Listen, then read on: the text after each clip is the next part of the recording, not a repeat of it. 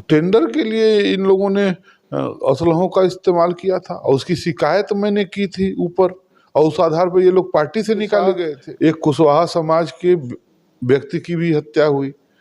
सब लोग जानते हैं कि टेंडर हथियाने के लिए वो हत्या हुई थी।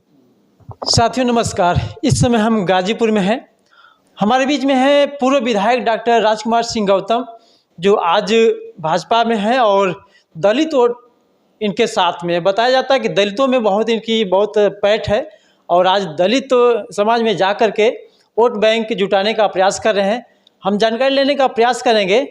सबसे पहले स्वागत। बहुत धन्यवाद जी विधायक जी, आज 1 तारीख को चुनाव होने वाला है, बहुत कम समय बचा है और आप जैसा बताया जाता है कि दलित समाज में आपका बहुत बड़ा पैठ है, दलित समाज में आपने काम किया है, तो आज दलित समाज में जा रहे हैं तो कैसा रुझान मिल रहा है?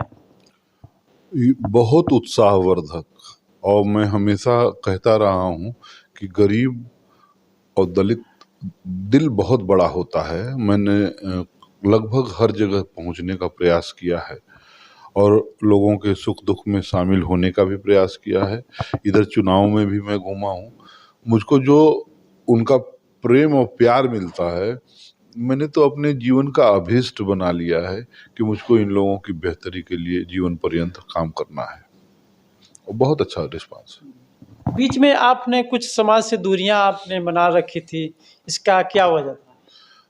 मेरी व्यक्तिगत कुछ समस्याएं ऐसी थी बिजनेस व्यापार की, जिसमें बहुत समय नहीं निकल पाता था और आर्थिक समस्याएं बहुत थी।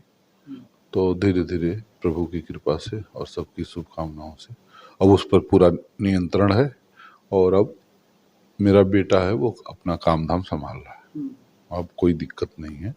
अब भेंट मुलाकात लोगों से होती रही है, होती रहेगी। आज क्या लग रहा है, दलित समाज आपके साथ पहले की अपेक्षा आज भी है, चल रहा है समाज? निश्चित रूप से हमने जिनकी भी सेवा की है, जिनका भी कुछ काम धाम किया है, जिनके साथ जिए मरे हैं, वस्तुतः राजनीतिक दृष्टिकोण से मैंने कभी किसी से संबंध रखा ही नहीं, खासतौर से दलित। क्या स्थिति रहेगी गाजीपुर में इस समय? क्योंकि देखा जाए तो बेरोजगारी पे मुद्दा बना हुआ है, महंगाई पे मुद्दा बना हुआ है, तो इस पे क्या कहना चाहिए? गाजीपुर के चुनाव में अब चुनाव बहुत आगे निकल चुका है और पिछले 2019 से 2024 के बीच में जो सांसद थे, उनका एक तरीके से नॉन परफॉर्मिंग एक्टिविटी जो थी वो बहुत बड़ा इसमें सपोर्ट कर रहा है। 2014 से 2019 के बीच में श्रद्धेय तत्कालीन मंत्री मनोज सिन्हा जी ने बहुत विकास का काम कराया था और उसकी तुलना में 2019 से 2024 के बीच में एकदम निष्क्रियता थी। तो ये एक बहुत बड़ा फैक्टर है। चुनाव में कोई मुकाबला नहीं है, कुछ जातीय समीकरण लोग बैठा रहे हैं, लेकिन ये जातीय समीकरण से ऊपर उठा हुआ चुनाव है। ये गाजीपुर के विकास के लिए लोग सन्नद्ध हैं, प्रतिबद्ध हैं और गाजीपुर के विकास के लिए वोट करने जा रहे हैं। भारतीय जनता पार्टी 1 लाख से ऊपर मतों से चुनाव जीतने जा रही है, इसमें कहीं कोई संशय नहीं। बसपा से डॉक्टर उमेश सिंह हैं, कहीं ना कहीं देखा जा रहा है, बताया जा रहा है कि नहीं, ठाकुर बिरादरी के जो भी उठे हैं उमेश सिंह पे जा रहे हैं।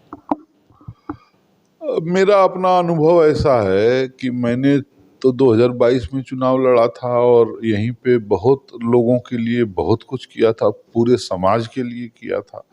तो मैं इतना संपर्क में रहने के बाद लगभग 35-36 हजार वोट ही मिला था, जिसमें ज़्यादातर मेरे बेस का ही वोट था या अपने संबंधों का वोट था। लिहाजा मैं तो जब मेरे कानों तक जो बात आई है कार्यकर्ताओं के माध्यम से ही कि वो गाड़ियां तक नहीं दे पा रहे हैं, कार्यकर्ताओं को चला तक नहीं पा रहे हैं, ऐसे में चुनाव उनका कहीं दिख नहीं रहा है।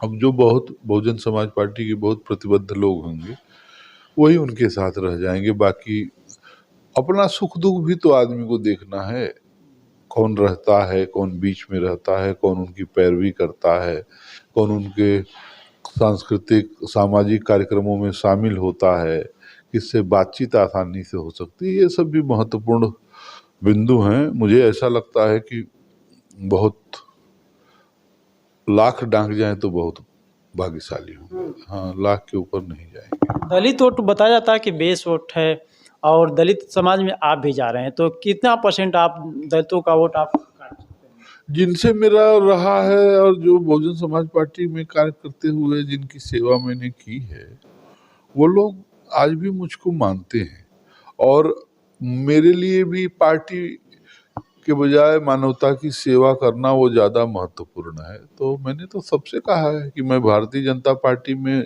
ज़रूर हूँ, लेकिन दलितों से मेरा कोई दूरी नहीं है। मैं दलितों की जैसे पहले सेवा करता रहा वैसे आज भी सेवा करता रहूँगा और आगे भी करता रहूँगा, क्योंकि उनसे जो प्यार और दुलार और जो सम्मान मिला है और मुझे उनके पास जाके जो संतुष्टि मिलती है वो अद्वितीय है। दुनिया की कोई भी दौलत वो संतुष्टि नहीं दे सकती, ऐसा मुझे लगता है। इसलिए मैं उनके साथ हूँ और वो भी मेरे साथ है, बड़ी संख्या में, बहुत बड़ी संख्या में, बड़ी संख्या में। बड़ी संख्या में। आप कल्पना नहीं कर सकते। वो तो 4 तारीख को जब वोटों की गिनती होगी तो बूथवार पता चलेगा। तो दोस्तों आप देख सकते हैं माननीय विधायक जी का यह वक्त और जवाब आपने दिया। क्या माहौल रहेगा ये तो 4 तारीख को ही पता चलेगा। गाजीपुर का जो भी चुनाव है बहुत ही ट्रेंडिंग में है और बहुत ही यहाँ का पूर्वांचल में अगर कहा जाए तो गाजीपुर का जो चुनाव होता है बहुत ही धांसू होता है। क्यों? और सबसे बड़ी बात है कि अफजाल अंसारी जो लोग कहते हैं कि मसीहा और माफिया, ये दोनों बातें आती है, तो उस पर सर आप क्या कहना चाहेंगे? ये खुली किताब है, मैंने तो मंचों से कहा है। अभी 2010 में गाजीपुर से चोचकपुर रोड के चौड़ीकरण और सुदृढ़ीकरण का काम शासन से पास करा के आया था। उसके टेंडर के लिए इन लोगों ने असलहों का इस्तेमाल किया था और उसकी शिकायत मैंने की थी ऊपर, और उस आधार पर ये लोग पार्टी से निकाले गए थे। तो ये कोई कहते हैं कि हमने गरीबों के लिए, ये केवल अपनी वसूली के लिए, चाहे कोयला मंडी की वसूली हो, चाहे मछली मंडी की वसूली हो, चाहे ठेका हथियाना हो, चाहे रेलवे का ठेका हो, पीडब्ल्यू, उसके धनार्जन के लिए। अच्छा, एक अजीब ट्रेंड समाज में चला हुआ है, समाज के हिस्से का करोड़ों रुपया डकार के कुछ हजार कुछ गरीबों में बांट के गरीबों के मसीहा बन जाते हैं। कोई मतलब नहीं, मैंने देखा, मैं तो खुद जानता हूँ। विकास पुरुष माननीय मनोज सिन्हा जी को इन्होंने हरा दिया। लोग कहते हैं कि विकास पुरुष का नाम पड़ गया और उन्होंने विकास किया था, लेकिन विकास करते हुए पब्लिक ने उनको मात दे दी। बात वो नहीं है। गाजीपुर का दुर्भाग्य है कि उस समय कुछ ऐसा पार्टियों का गठबंधन हुआ कि उन पार्टियों के वोट एक जगह हो गए, वरना मनोज सिन्हा जी 2014 में जितना वोट पाए थे उससे 1,48,000 वोट इनको 2019 में ज्यादा मिला था। उसके बाद भी वो 1,20,000 वोटों से चुनाव हार गए। तो वो, मैं तो यही मानता हूँ कि ऐसे में गाजीपुर के जो बुद्धिजीवी लोग हैं और जो समझदार लोग हैं उनको इस पे अपनी जातीय प्रतिबद्धताओं से हटना पड़ेगा। अगर वो चाहते हैं कि आने वाली पीढ़ियों के लिए गाजीपुर विकास का साधन बने, उनके रोजगार का साधन बने, किसानों की खुशहाली का साधन बने, तो उनको इन जातीय प्रतिबद्धताओं से हटके गुण दोष के आधार पर मतदान करना पड़ेगा और गाजीपुर कल कितना बेहतर हो इसके लिए प्रयत्नशील होना पड़ेगा। गरीबों की मसीहा वाली बातें फालतू हैं। हाँ, उन बातों का कोई मतलब नहीं है। 5 बार विधायक रहे हैं और 2 बार सांसद रहे। अपनी उपलब्धियां बताने की बजाय बस पुराना शेरपुर में बस्ती फूंक दी गई थी तो हम ही थे, मतलब उसके बाद फिर दलितों पे कोई अत्याचार नहीं हुआ। एक तो शेरपुर की बस्ती का खाली वो उनकी विधानसभा थी।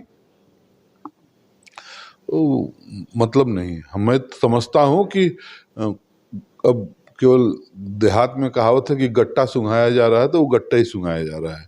बाकी अपनी कमाई के लिए, अपनी धनुगाही के लिए ये सारे इनके चोंचले थे।